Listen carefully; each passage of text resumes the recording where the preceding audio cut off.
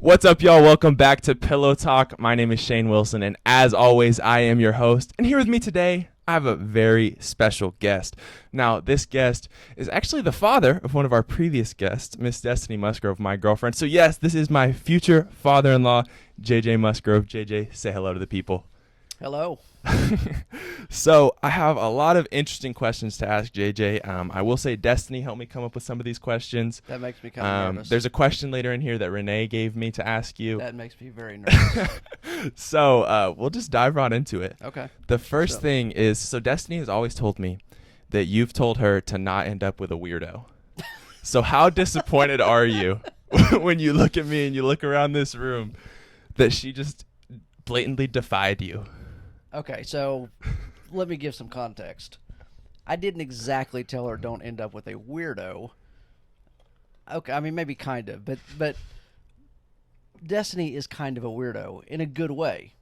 And so She's gonna get mad at you. I know. Well, that happens. So I will say that when she very first started dating you, and I mean, you know this, so this is not a surprise, but I was a little taken back because for the longest time she was trying to not date you. Yeah, she very didn't much. like me at all. Right. She and we would have coffee, as was our tradition, almost every Saturday morning, and she would talk, and she'd talk about her friend Shane that was driving her insane. It's me. And yep, and she was like, I can't remember how many times she asked me for advice of basically how to nicely get you to leave her alone. Mm-hmm. So when she started dating you, and I was like, this is the guy that's kind of the weirdo that she was sort of wanting to date, and you guys are actually dating, I reserve judgment.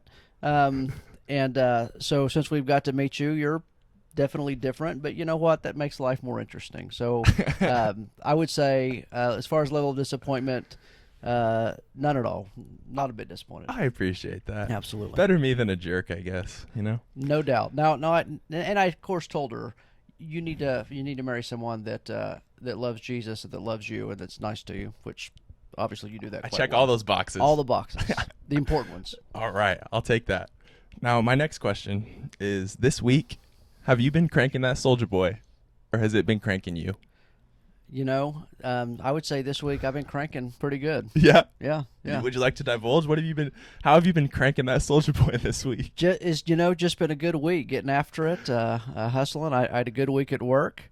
I was in Dallas on some calls and everything went quite well, and yeah, just it's a good week, man. Come on, I appreciate you asking. Hey, I'm happy to ask. Yeah. So, you mentioned that one of the boxes that you wanted to check, or that you wanted Destiny to check when she was choosing her future husband, her future partner, was somebody that loved Jesus. And I know, meeting you, one of the first things that you're going to learn about you is that you love Jesus. Your faith is the number one thing in your life. So I want to ask you, in all of Scripture, I know we talk about Scripture all the time. What is your favorite story in Scripture? If you just had to pick one story in Scripture that is your favorite, what would that be? Gosh, there are so many good ones. So I think my favorite story, it's the story of King Saul's son Jonathan. Mm-hmm. So Israel is surrounded by the Philistines. They built up this garrison, and they're greatly outnumbered. And in this case, the Philistines have the high ground. Mm-hmm. And so Israel's kind of afraid to go out and fight. It's in a siege situation. And there's a passage of Scripture, I think it's in 2 Kings, don't hold me to that, but basically one day Jonathan tells his armor bearer, he says, you know what, this is ridiculous. Let's go out and face these guys. And who knows, maybe God will show up and help us. And the armor bearer says, dude, whatever's on your mind, let's do it. And so Jonathan says, look, we're going to go out there and we're going to show ourselves. And if they say, hey, come up here, then we're going to take that as a good sign and we're going to go fight them. Mm-hmm. And if they say, you wait there, we'll come down for you, then that means you're probably in trouble. But let's go give this a try. So as the story goes, they go out and this big garrison of Philistines sees these two guys down below and basically kind of laughs at them and says, hey, come on up here, we'll teach you guys a lesson. So Jonathan said, let's do it. So they these two guys start scaling this cliff, and they get up there, and God delivers the whole garrison into their hands. And I love that story. And one of the reasons I love that story, as a Christ follower, obviously I believe it's important to pray and ask the Lord, God, what's your will for my life? Mm-hmm. But I think sometimes it's really easy to get paralyzed we sit around waiting for God to give us this big sign or this clear instruction or something. And I think a lot of times God is waiting for us. He just wants someone to step out and take a chance, take a step of faith. I heard someone say one time, and I really liked it. He said, faith basically equals risk. And so what I love about this is here Jonathan. So Jonathan knows that Israel's got a covenant with God, right? We're covenant people, but God didn't send an angel and show up in his tent and say, hey, go fight these guys and I'll deliver them to your hand. Jonathan just steps out and says, you know what, let's go do this and maybe God will show up. There was no guarantee of that. Yeah. And so, but because he took a step of faith, God obviously honored that. And I just think that's such a cool story. And if I had to just pick one, that's probably my favorite. I really like that because like that's not like a super like mainstream story that you're gonna hear. Like a lot of the times you just hear people, they'd be like, "Oh yeah, I really love this story. I don't know if you've heard it. It's about David and he's fighting this giant named Goliath." I love that story so much. So I like That's a that. good one, too, Yours but- is a little. I like that yours is a little more, not like obscure, but a little more like not one of the first ones people that a lot of people would say. It's I the like B-side. that. It's a B-side story. Yeah, I like that because Jonathan's technically, in a lot of those stories, he's not the hero. He's just David's sidekick. Yeah, yeah. But I really like that. I like that a lot. Yeah, I find it very inspiring. Yeah, that's awesome. So something else that you'll learn if you talk to JJ for a little while, especially during football season, is that he is a Cowboys fan. So I have to ask you, what do you think the Cowboys' chances of winning the Super Bowl this year, this upcoming season, are? I'll tell you, ESPN currently has them ranked 6 in the NFL. As of right now. Okay, so as a diehard, lifelong Dallas Cowboy fan, Which I'm sorry about, by the way. and you can, I get the sentiment, but so I'm obligated to say they've got a really good chance this year, because as Cowboy fans, that's what we tell ourselves every year. However. I'm of the kind of Cowboy fan. I tend to be a realist. My son Grant, who's also a Cowboy fan, he says pessimist, but I tend to take the cautious kind of approach. So I do think that they have a chance to win the Super Bowl. If I had to put a number on it, I would say 20%. Okay. And again, that being said, I think the best team in the league, who in my opinion this year, is probably the Buffalo Bills. Yeah. But I would say the Bills probably have about a 60% chance. Yeah. Winning the Super Bowl is hard, man. Yeah. You got to not only be really good, you got to have. It has to line up just right for you. That's right. You got to with injuries. Yeah. There's always a little bit of luck involved. Mhm. So I would put the Cowboys at 15 to maybe 15 to 20, and put the Bills say like at 60. And so I would say 6. To be totally honest, if I was ranking teams 1 through 10, I probably wouldn't rank the Cowboys 6. That probably seems a little high to me. But Yeah. Well, I appreciate the honesty. Yep. That takes a lot from a Cowboys fan to really. After honest. 26 years of having your heart broken, eventually you just get a little jaded. So that's kind of what happens. Fair enough. Fair enough. So again, this is if you talk to JJ, you'll learn these things quickly. He's a music lover. I Okay. do love me some So music. I have a few questions here about music. The Okay. first one is one that Destiny told me to ask. Okay. What is your favorite Taylor Swift album and song? Okay. So my favorite Taylor Swift album is 1989. Right. Okay. In my opinion, it's the quintessential Taylor Swift album. It's a big word. Yeah. So that's my favorite, and one of the reasons that is my favorite is because it does also have my favorite song, which is Blank Space. Ugh. It doesn't. It doesn't It's a get, good song. Yeah, it doesn't get any better than that. So, I would say that. Now, I will. I'm going to add this little caveat to that. I think that her best written album, because part of what I think makes Taylor so great is I think she is a brilliant songwriter. I think that her more recent album, and I just literally went blank. Folklore. Yes, thank you, Folklore. That is probably her best written album as far as writing goes. I think, I mean, every song on there, while they may not be my favorite songs, they are very well written, and it's extremely clever the way she ties different ones together. And if you listen to it, you pay attention, you realize, oh, hey, this song is actually referencing a character in this song. It's pretty cool. So, but if I had to just pick one, if I could only ever listen to one Taylor album for the rest of my life, it'd be 1989. Okay. That's a good answer. Good answer. I like that. So something else that's funny about you is you have a very eclectic taste in music. You listen to a lot of different types of music. I will. I know it makes Destiny and Renee kind of frustrated sometimes when you're like playing music because it'll just be like one song and then another song will play and it's completely different, like genre, everything. So with that being said, is there a genre of music, and I think I may know the answer to this if there is one, that you just are like, no, I'm not going to listen to that? Yes, absolutely, and you definitely know the answer to it. It's country music. Yeah, that's what I thought. I cannot stand country music. And truth be told, in terms of genre, it is probably the only one that I just absolutely can't think of one single song that I like or enjoy listening to. I think it is absolute, complete, and total garbage. Yeah, so needless to say, he's not a fan of early Taylor. No, old Taylor's dead. Oh, fair enough.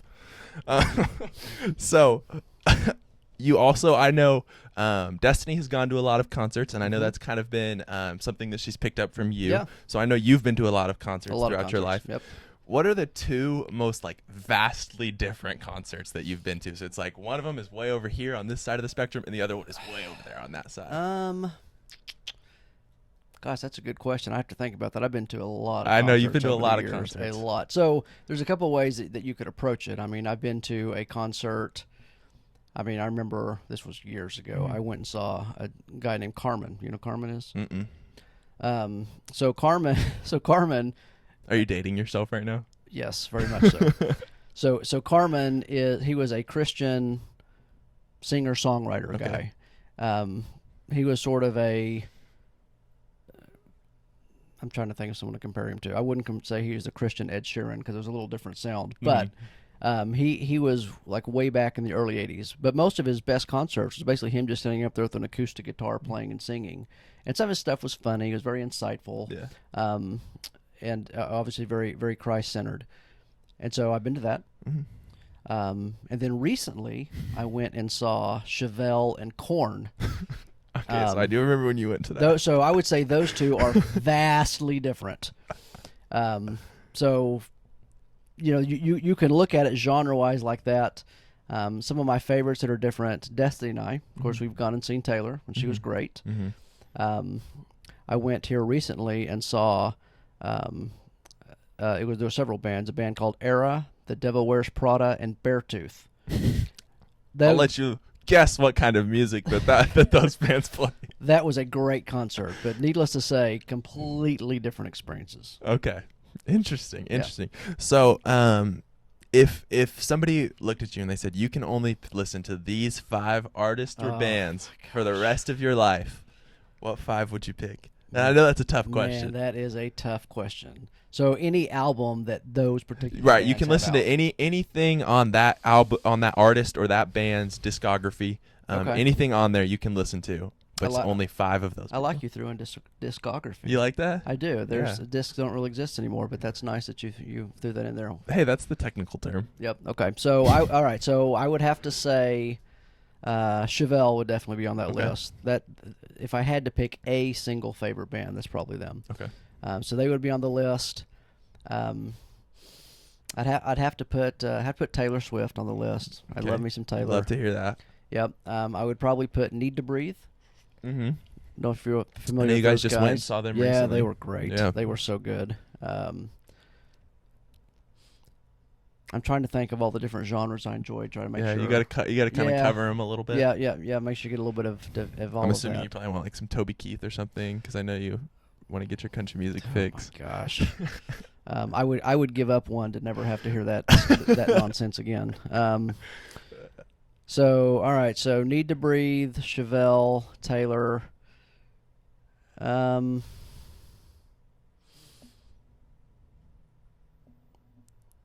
Probably, I know that this is the good band everyone loves to hate, but I'd probably have to throw Coldplay in there. Okay. I don't know why everyone hates Coldplay. I like Coldplay. I like them too. And then U2. I love U2 as well. Okay. And the nice thing you get with like a U2 as well is they have a huge music collection that spans a lot of years, so you get a lot of different sounds. But I've loved U2 for a long, long time. So yes, so those would be my 5. Okay, I think that's a solid list. Yeah, that's a solid list. Now my next question is it's kind of music related, kind of not, but if somebody was holding a gun to your head and they said, "You do your best dance move right now, or you're gonna die," what would you do? Man. I don't know if you guys don't know JJ. He has a lot of dance moves, a lot of interesting dance moves, a lot of really good dance moves. I'll say it. I'm a fan. I'm a fan of his dance moves. Destiny is not. She kind of makes fun of you sometimes. I don't know if she does it to your face or not, but Sometimes she does it that way. So part of that would have to depend on what kind of music's playing. well, it could be any kind. They'll put on any kind of music you need them to for the dance move to work. I got you. Okay, so I would probably in this fictional scenario that I'm making up right now. Yes, thank you. So I would probably, I don't know, if I only had one, I would probably go with my skiing man move. I knew you were gonna say it. I knew you were gonna say it. But we got to give some context here. Yeah, go for it. So most of my life growing up, I would never dance. Mm-hmm. And quite frankly, I never danced because I was embarrassed. Okay. Because I did not perceive myself a good dancer. And for the record, I still don't. But so Renee kind of liked to dance. She was never big into dancing. Probably not as much anymore. Not as much anymore at all. In fact, she won't hardly ever. We'll go to wedding stuff now, and I'll ask her, "Hey, do you want to dance?" And more times than not, she'll be like, "Eh." It didn't end well last time. So. No, it didn't. So, but what finally brought me out of that is Destiny, as a little girl, she loved to dance. Mm-hmm. And so I enjoyed dancing at home with her, Mm-hmm. and my whole goal was just to try to make her laugh. Okay. That was my You know, total goal. That's a similar goal that I have on a day-to-day basis is to make Destiny laugh. Well, you know what? If you do that, you'll be in like Flint. 'Cause she's all about that. So there was one time. This was back, and this kind of dates it. She was obviously pretty young, and she was dancing around, and she was doing this move, and I was kind of making fun of her move. Mm-hmm. And she said, "Dad, this is an actual dance move. It's called the Running Man." Mm-hmm. I said, "The Running Man?" I said, "How generic is that?" I said, "You could do anything." And she, "What do you mean?" I said, "Well, here, I'll show you one. The Skiing Man." And so I made up this move, the Skiing Man. And then and she just thought that was hilarious. Mm-hmm. And then I made up the Shopping Man. So I had several different ones that and I will say, I have since seen other people do these moves. Now I'm not narcissistic enough to think that someone somewhere saw me do it and thought, "That's a cool guy right there. I want to do that dance move." No, but I will say this: I had not seen them prior to me breaking it out, so it was original to me. But since that time, I realized. So let me just say this: the absolute best thing about getting older is not worrying about anymore trying to be cool. You don't care what anyone else thinks. Uh-huh.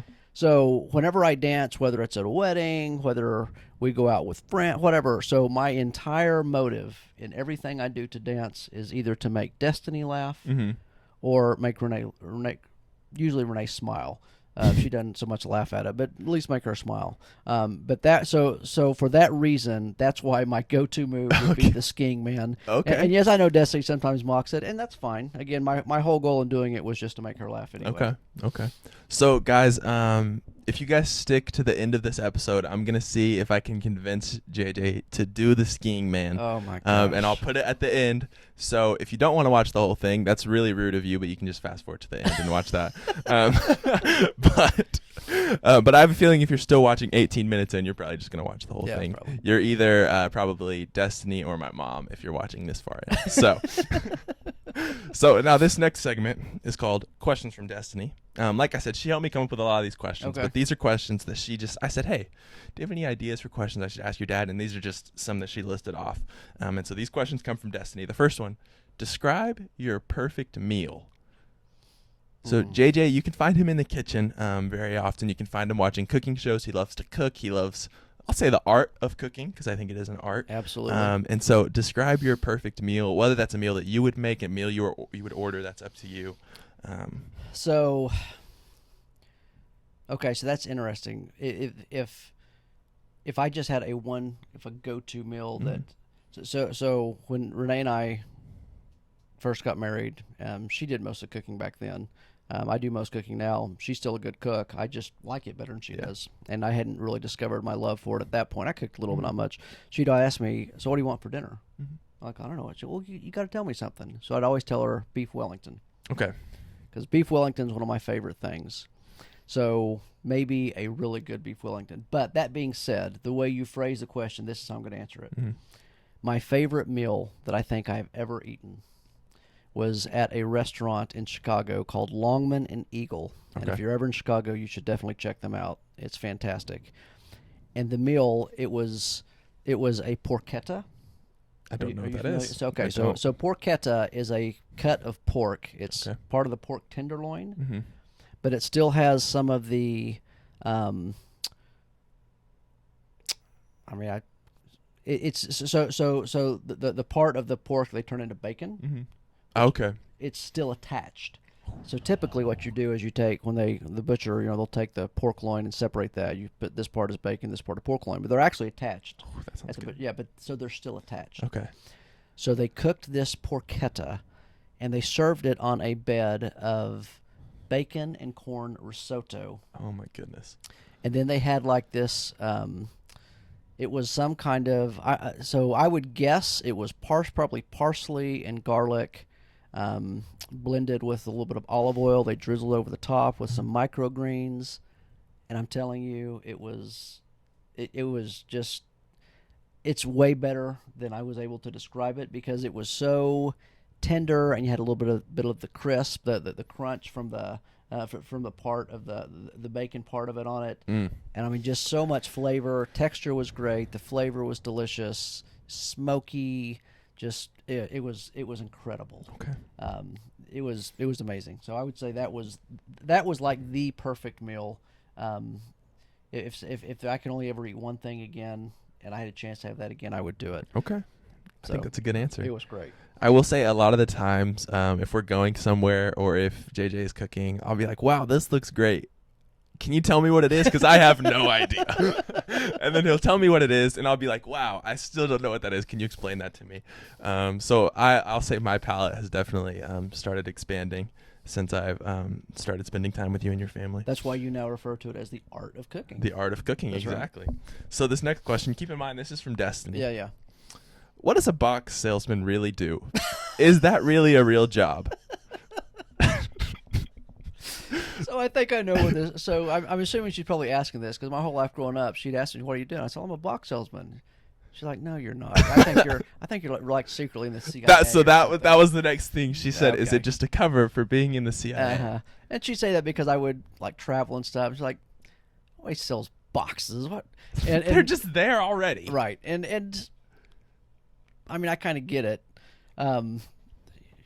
Selling boxes is not very exciting. So that's I totally understand the question. I will say this for the record.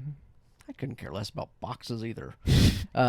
So I typically describe what I do to people. What I tell people I do is I help companies find solutions. Mm-hmm. Typically, if someone's making a product and you want to somehow acquire that product, it's going to require some kind of packaging to get it from their place to your place. And there's lots of ways to go about doing that. And so my job is to help people find the best, most efficient way to do that. Okay. And again, boxes oftentimes are part of that answer, Mm-hmm. but it's not about boxes. Okay. It's about relationship, which sells of anything. There you go, Destiny. That now you know what he does. That's Finally, after all these years. I wish like crazy it was as exciting as the CIA. Sadly, it is not. Which, when I told her that, Mm-hmm. she said, "Well, of course, that's what someone in the CIA would say." It's true. So I'm still not convinced. I don't know how to answer that. I don't know. It's classified. So this next question, also from Destiny, is why do you love sprinkles so much? So, and it's interesting that she asked that because she also shares my appreciation. She does. She for loves sprinkles as well. So, in my opinion, when it comes to anything sweet, Mm-hmm. and that's a qualifier for, Yeah, of course, right. sprinkles are the perfect accoutrement. So any food. I'm still thinking about the word you just said. What was that? Accoutrement? Accoutrement, yeah. I've never heard that before. Okay, well, it means like it goes along with. I it, got the or- context clues okay. to figure out what All it right. means. I think you just made it up though. Okay, fair enough. So it's the it's the perfect accoutrement. Okay. Because food of any kind should really please all the senses, right? Mm-hmm. So it's not just the taste. Taste is important. And truth be told, while I do enjoy the taste of sprinkles, Mm-hmm. that may be the least appealing part of it. Okay. But it's so you put some rainbow sprinkles on something. It's pleasing to the eyes. It adds color. It just makes it look prettier. You get that nice little crunch, so you get that texture. It's to me, it's just perfect. It elevates anything you're eating that's sweet because it pleases all of the senses. It's the eyes, the crunch, the texture, the taste. It just makes everything better. Fair enough. As a wise Abby Thomas once said, if you want to impress JJ with food, either tell him it's more expensive than it actually is, or add sprinkles to it. That definitely is something that Abby would say. We're still working on her. She doesn't quite get it, but that's not totally wrong. Though the expense part, I don't care. But in my experience, a lot of times you get what you pay for. Okay, So fair enough. So this is the final question from Destiny: is what is your favorite hike that you've ever been on? Yeah, that's a good one. So my favorite hike, man, I've been on a bunch of great ones. So I'm going to answer it like this. Okay. So my favorite hike probably that I've ever been on was when I went with a buddy of mine. We went up to Zion Okay. in Utah, and we hiked. It was called the Hidden Trail and the Narrows. So we hiked those, and it was fantastic. It was beautiful, a lot of fun. Very much enjoyed that hike. Okay. However, that being said, I've had the privilege of climbing a number of the 14ers in Colorado. So I think I've got 8 of them under my belt right now. And so we recently went and hiked. I went with a couple guys from church, Matt and Brad. We went and we climbed Mount Harvard and Mount Columbia. We summited them both. It was a one-day hike, and it was long and it was brutal, but it was a lot of fun because there was a lot of there was some bouldering involved. We had to go across some snow fields, a little bit of navigating, and if you've never climbed a 14er, I'm telling you there is not much, in my opinion, that compares to being on top of a mountain. Okay. It's just beautiful, and you realize, man, this is a view that, quite frankly, not a whole lot of people ever see. Yeah. And so it was great, but hiking or climbing a 14er is a little different experience just because of the elevation. Right. So it's different, but they're both really great. So that's why I had to kind of qualify both of those. Okay. I think that's a good answer. Good answer. So this next question is actually from Renee. Okay. She said, why is sleep funny? Oh, my gosh. Sleep is funny because sometimes my family are jerks. That's why sleep is funny. She told me the story. She did. So I know the story. Okay. It's because sometimes they're jerks. That's why. Do you want to explain the story to the people watching at home, or do you just want them to wonder? No, I'll explain it because my version of it is slightly different, and they're not here. Okay, I'll let you know how it compares to hers. Okay. So this has been a number of years ago. We were in New York City with the family, and we had a long day. Okay. We'd got up early. We had walked all over the city. Renee sometimes has issues where her sciatica nerve still kind of bother her. She does a whole lot of walking, and so she got to the point where it was kind of tough for her. And so Grant was at that beautiful age, early teenage years, where he still knew everything. Yeah. And so he and I had a disagreement in terms of navigating which way we should go. And which I always think is funny, not like ha-ha funny, but like funny, that I'd been to New York City more than anyone in my family. I've traveled more than any of them, had more experience, but somehow in that moment I was the dumb one. So it was one of those days, Yeah. So it'd been a long day. Renee was kind of hurting. The kids were getting kind of grumpy. I was kind of... Destiny does not get grumpy. That's not true. Okay. And so she probably was the least grumpy, I will say that. And so I was getting annoyed with them, and we had a disagreement. So we went this way. We got on a subway. They were convinced it was a long way around, and it kind of was because of construction. Our regular stop was stopped. Anyway, so set all that context to say at this point I was pretty annoyed with them. And they were probably annoyed with me too. And we're sitting on this subway, and it was a pretty long subway ride again because our exit was closed, so we missed it. And after we'd all been doing that, so I was kind of tired. And so I kind of nodded off. I sort of fell asleep. And I woke up to look across from them, and they're all sitting over there kind of talking, whispering, looking at me like laughing. Mm-hmm. And it's just kind of something about that set me off, kind of annoyed me wrong. And I said, why is sleep funny? They're laughing at me. And then, of course, they just thought that was the funniest thing ever. And so that was basically that story. So that's still kind of a running joke. Mm-hmm. I honestly don't know what all was said while I was asleep. Mm-hmm. But probably a lot of nice things. I'm certain. Yeah.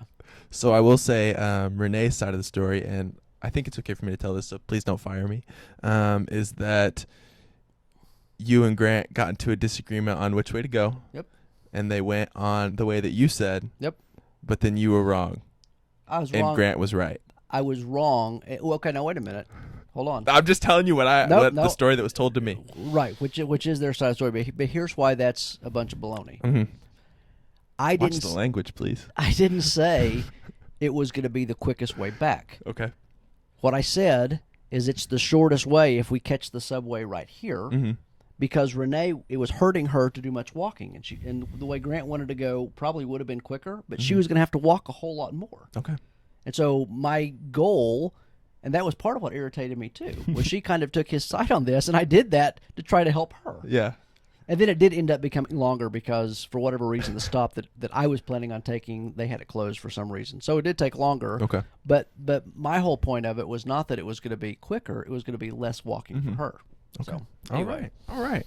Yeah. Fair enough. Yeah. All right. So this next question is for me because I am not a father yet. Yep. But I plan on being one someday. But one thing that happens, I know, when you're a dad is you just get this ability to tell dad jokes, right? So what is your favorite dad joke? Or it could just be your favorite joke, but I guess since you're a dad, it makes it a dad joke if you tell it. Oh my gosh. Do you really want me to tell you really want me to tell my favorite joke? Is it the one that you told us in? Is it the really long one that you told us? Yes. Yeah, you can tell it if you want. Okay. That's fine. All right.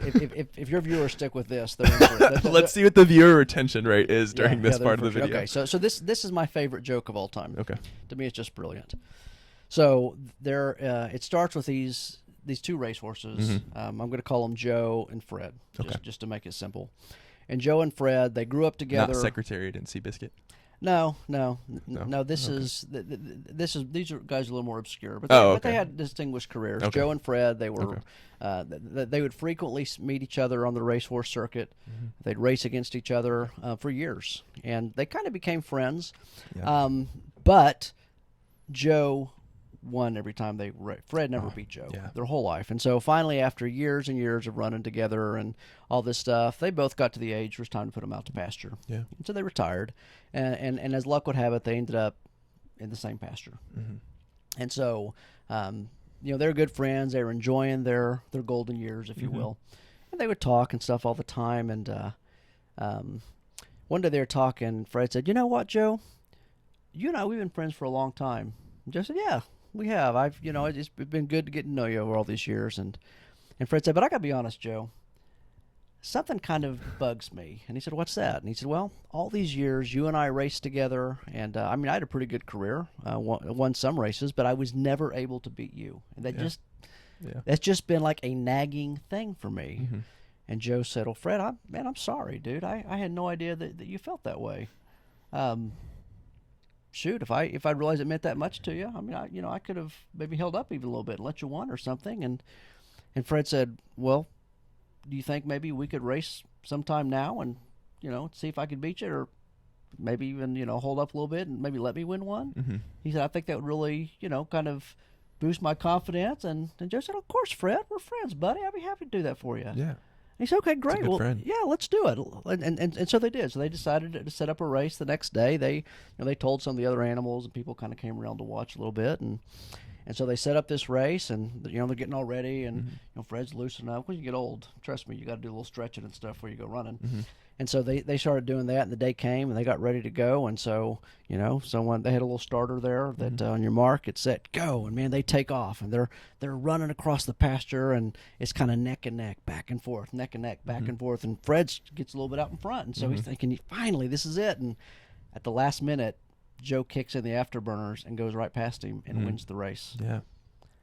And Fred's like, oh my gosh. And he was really disappointed. He thought, man, I can't believe this. And so they came running back, and he said, Joe, what the heck, man? I thought you were going to let me win this one.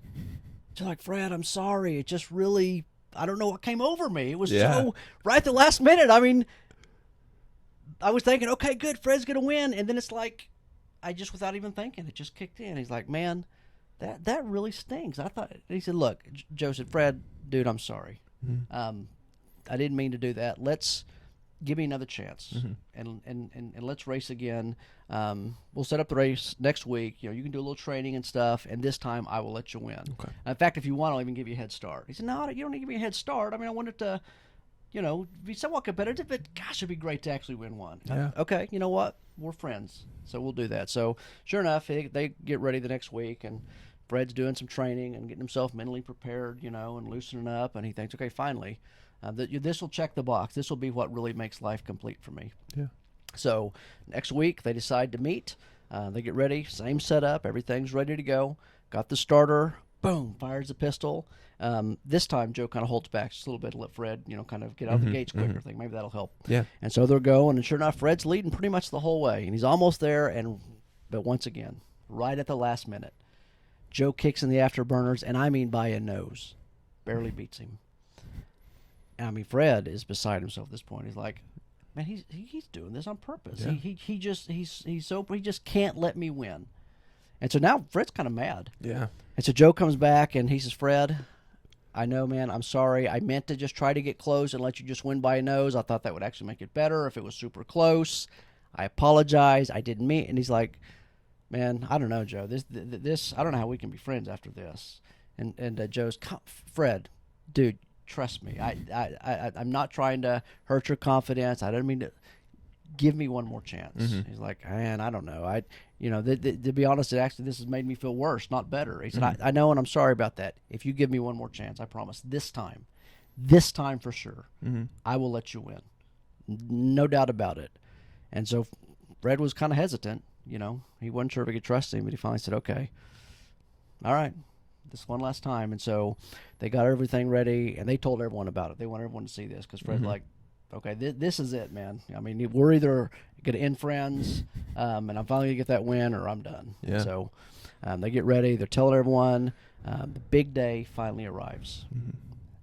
And Fred's like, oh, all right, Joe. I mean, dude, you promised. He's like, no, I got you. And so they get up to the starting line, and Fred's pretty nervous because he's all in on this one. And so they get ready to go. Starter, boom, off they go, and then the race goes, and they're going, and they're running hard. And so Joe lets Fred get started out at first. So Fred's running, and here comes Joe, and then he kind of pulls, and Fred, and he grits it, he kicks in, he digs in hard, and he's pushing, and he's ahead of him. Yeah. And right at the very last, Joe gets ahead, and he wins. And it's like Fred's just devastated. Well, right about this time, they both stop, and they look over, and there's this dog sitting over there. Yeah. And the dog says, man, you guys are awesome. Were you guys like professional racehorses? That's one of the most incredible things I've ever seen. It's amazing. Yeah. I cannot believe how fast you guys are. And Fred turns around to Joe and says, will you look at that? A talking dog. And that's it. That's the joke. So I think that was about 6, maybe 7 minutes long. Okay. I was trying to time it, but I lost count. I love that so much. I do too. That's one of my absolute favorite jokes of all time. That's good. That's a good one. And the reason, and if you stuck with that whole joke, then I want to say thank you, and feel free to steal that. But the reason that's such a great joke. Yeah. Anytime in comedy or even storytelling, you're building up, and so you build all this expectation in your listener. And so if they're actually if they stick with you that long. Yeah. They're invested, right? Yeah. And so they're like going along and they're waiting for this big payoff, and then there's no payoff. Yeah. Which makes the whole thing really awkward, Yeah. which is one of the best elements of comedy, in my humble opinion, anyway. And which is why I love that joke. So you don't need to watch Netflix comedy specials. Just No, come in, right there. come tune into Pillow Talk. You can just watch that joke over and over Absolutely. again. So I just have a couple more questions for you. The first Okay. one is actually about something we were talking about earlier before we started. We were talking about, I have a poster of movies over here, and you I know you're. Would you consider yourself a film buff? So I would consider myself very much an amateur film buff, Mhm. only from the standpoint I never took. So when I went to college, this kind of funny. When I went to school, because I was working full time while I was going to school, the way I picked every one of my electives was I would get the catalog and I'd just go down and I'd look for time slots to see yeah. what best fit the time, so I could work as many hours as possible. And I'm taking that. Film class never failed in any of those. So I've never taken any classes. So I don't have any kind of like professional training, but I very much love movies. Okay. So yes, I would say an amateur film buff. Absolutely. Okay. And so I want you to give me. We've talked about a lot of movies. We watched Top Gun last night. I Yep. watched it for the Love Top the Gun. first time. That was a great movie. With you guys, we watched that, and Yep. then you've told me other movies that were on this poster that you love. You get to pick one. Oh my Is your gosh. all-time favorite movie? If somebody asked you, what would you say? Because I know you said a lot like, "Oh, that's one of my favorites. That's one of my favorites. That's one of my favorites." But what is your all-time favorite? That's almost impossible to answer because there's so many different genres. That's like saying, what's your favorite song? I mean, know. how would you say that? Hey, I was about to say I don't write the questions, but that's not true. I do. So, Oh my gosh. So if I could only pick, if somebody says, "What's your Golly. favorite movie?" What's the first movie that pops into your head, and then you're like, "Oh yeah, that's a good answer. I think that is my favorite movie." man, that's hard. I would say probably Gladiator. Gladiator. If I could only pick one. Okay. But so as I was debating right then real hard, Shawshank Redemption's also good. That's a great movie. It is a great It's a movie. great movie. But you only let me have one. But then of course you can always ask what's the best sports movie, or what's your favorite comedy, or what's your favorite, Mm-hmm. So there's a lot of great movies, but that one's pretty fantastic. Yeah. If I could only do one, to me that one's got so many great elements. It would probably be that one. So it's funny that you said that, because my next question. So I guess technically speaking, it's not what is your favorite comedy, but in your opinion, what is your funniest movie? If you wanted to put in a movie just to laugh a lot, and you're like, this movie's gonna make me laugh more than any other, what movie would that be? It would be Tommy Boy. Tommy Boy. Okay. To me, that movie is just hilarious. It's so quotable. Mm-hmm. I've probably seen that movie 15 times, and I laugh every time I watch it. Okay. There's only one other movie that I can really even say that about.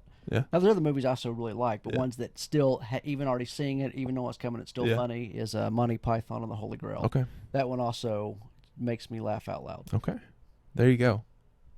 What more do you need? Those are the answers right there. Yep, good stuff. So this next question. Would you rather have to fight an orangutan with a sword Okay. once every year, Okay. or a chicken every time you got in your car? Oh, definitely the orangutan once a year. Yeah. Yeah, just the chicken every time. That's just annoying. Yeah. But you don't think the orangutan, you don't think it would kill you? Not if I had a sword. What if you both have swords?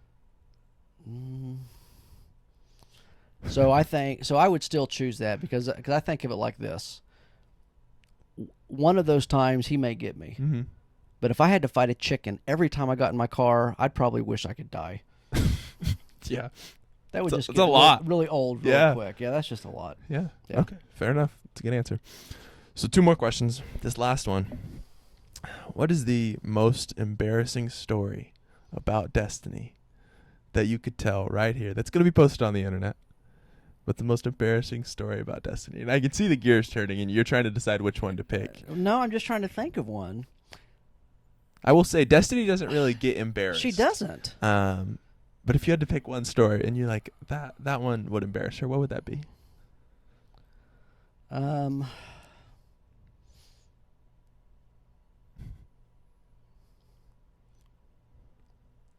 honestly don't know if I can think of a story that would embarrass her. Wow. And I'm not just saying that. I mean, seriously, Yeah. I'm trying to think of one, because trust me, if I had one, I would have no problem sharing it, because I know she would do the same for me. Oh, absolutely. I'm sorry, I just cannot come up with Hey, one off that's the top okay. of my head. Do you have? We can switch over then to Grant. Do you have an embarrassing story about Grant that you could tell? Because he's never. There's no way he's gonna watch this. He's not going to watch He'll this. never know. However, if I thought about it, I probably could come up with one for Grant. But I will say this: while he may never watch it, if it ever got back to him, he may not. Yeah, I don't think I want to. I don't think I'd share it if I had one. Fair enough. So this is the last question. Yep. This is the question I ask at the end of every Pillow Talk. Okay. What is the biggest animal that you could beat in a fight? Are we talking with weaponry, or are we talking Nope, just fists. Just you. So I think how would we define victory? You win. You kill that animal. Kill it. Okay. Yeah. All You right, gotta be. Yeah. all right, You gotta kill that animal. This is a fight to the death. Yeah. Fight Okay. to the death. Fight to the death. Okay, fight to the death. Yeah. I think I could probably,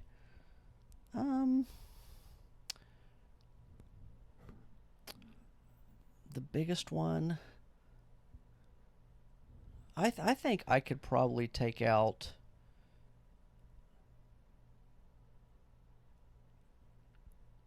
I think I could probably take out like a hyena or something like that. Okay. I could probably get one of those guys. Yeah.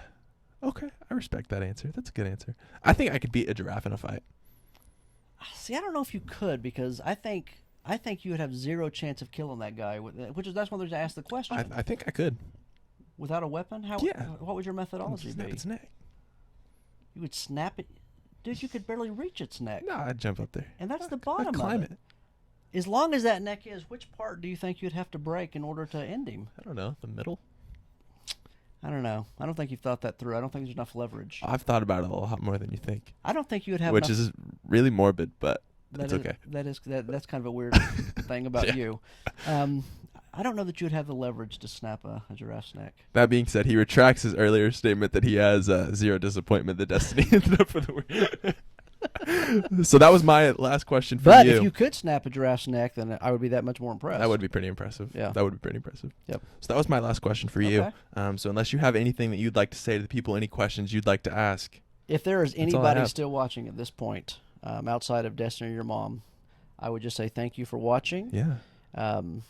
And you should definitely tune in. No, dude, Renee and I are both. We're happy to have you be part of the family, man. Thank you. I appreciate that. So I will tell you this, and just kind of disclose it in front of all of your viewers.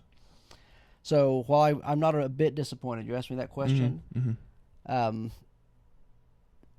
I will say this: when Destiny first started dating, you do not fit the profile of what she has typically dated in the past. Yeah, that's fair. And so my first thought was, why? Yeah. But I think that every day. okay, but I will say this. Obviously, I know Destiny very well, Mm-hmm. and after having actually got to know you, I'm like, I get it. I get it. Okay. And so yeah, we both love you, and we're glad to have you part of the family. I appreciate that. Absolutely. So like he said, thank you to all of you guys for watching. Make sure you leave a like, comment anything if you had any comments on that. Subscribe if you want to. I don't care if you do. It's not my job. Yeah, I can't make you do that. So all that being said, this has been Pillow Talk. Thanks for watching. Thanks. Go for it. Okay, so this was the skiing man, and I dedicate this to Destiny. So it's. It's important. You gotta get the arms back, get the hips Okay. into it. Yeah, I Maybe gotta you get throw the- in one of these. Whoa. I know The full body Mix movement. it up. So that's basically it.